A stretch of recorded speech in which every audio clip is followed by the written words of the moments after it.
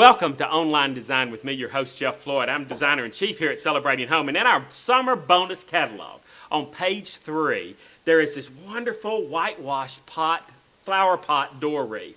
I've already had so many people send to me and say, hey, how did you create that? How did it happen? So I want to just take a few minutes today and show you how we created the one in the catalog and give you a couple of versions of that as well, too. You know, on a standard door, 36-inch door, I like to use a 30-inch wreath. That's kind of a nice feel for a wreath when you're using on a 36-inch door. So I bought a 30-inch grapevine wreath as my base on this particular piece. Then we just come back and we add the foliage garland to it. This is the wreath garland, you know. You hook it together to make it into a wreath, or you undo it and make it into a garland. What I do is, and I think this is a secret to this, is I do not attach that tight onto this grapevine base. What I do with that is I let it come up and go back down. I let it trail off a little bit to the side. That way it looks like it's very naturally, botanically done, where it's not all just really tight onto that wreath, so that you can see here, I've even come up to here. This is the portion of it.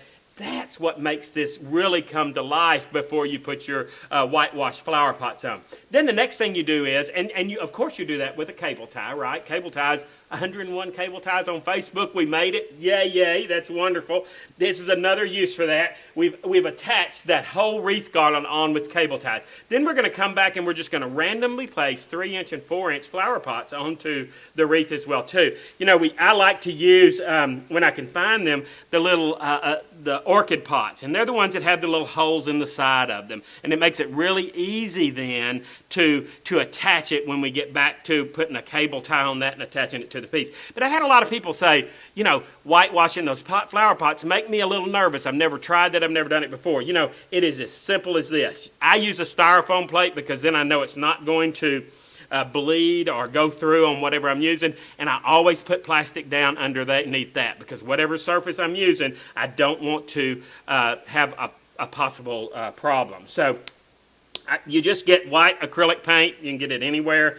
You just put a little of that into one of the wells.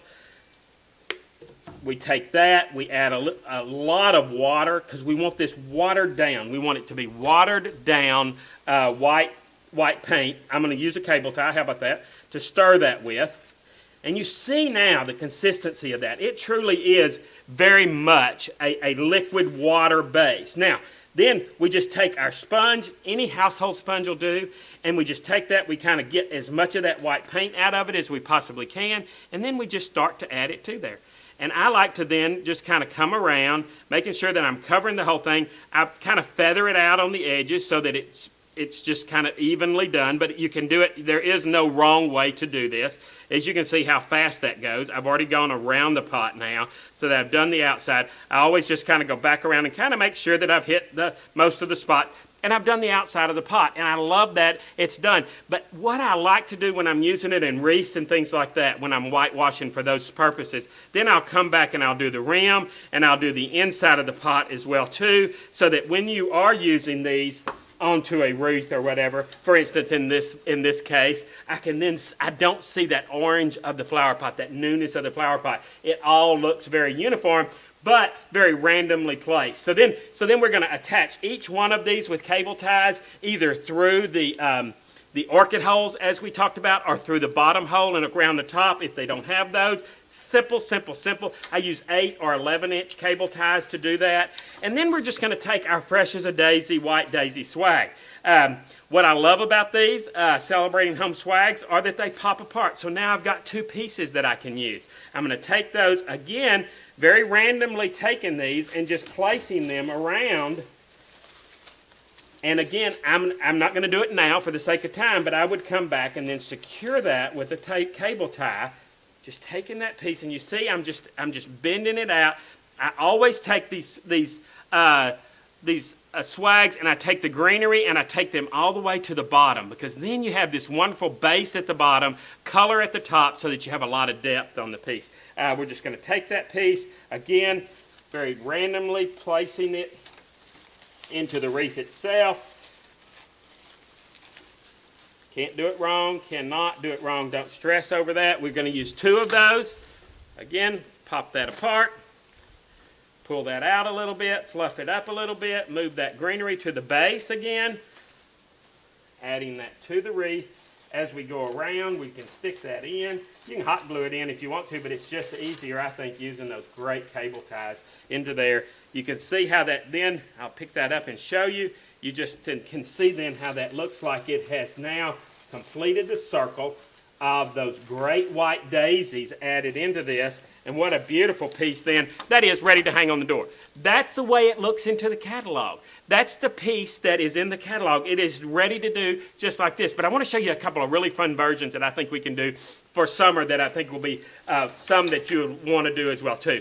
The Garden Grove Angel. $9.75 for this. That's huge, huge, huge, huge, huge, huge for $9.75. We're going to take this and we're just going to tuck her right into the side, one side of this wreath. We're not going to put her into right into the center, but we're just going to bring her right to one side. We're going to pull those daisies right through her wings.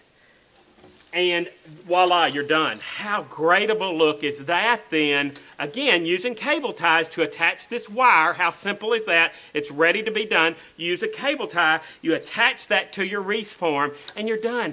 What a great welcoming piece this is for your front door as well too. I love adding that to it. And then, you know, I'm always going to show you a patriotic version for your front door because I think that's important for this time of year. We're going to come back. We're just going to take two of American flags, and we're just going to take those. Again, when we do it for real, when we do it for the front door, we're going to secure those with cable ties down there into the bottom so that they are there for good. We're going to pick that up. And again, what a great look that is for the front door. I like the oversized flags here rather than those little small 4x6 flags. These are bigger than that. These are a little bit bigger so that they really make a statement. They really have a lot of drama when you add that to your front door. How beautiful is that then?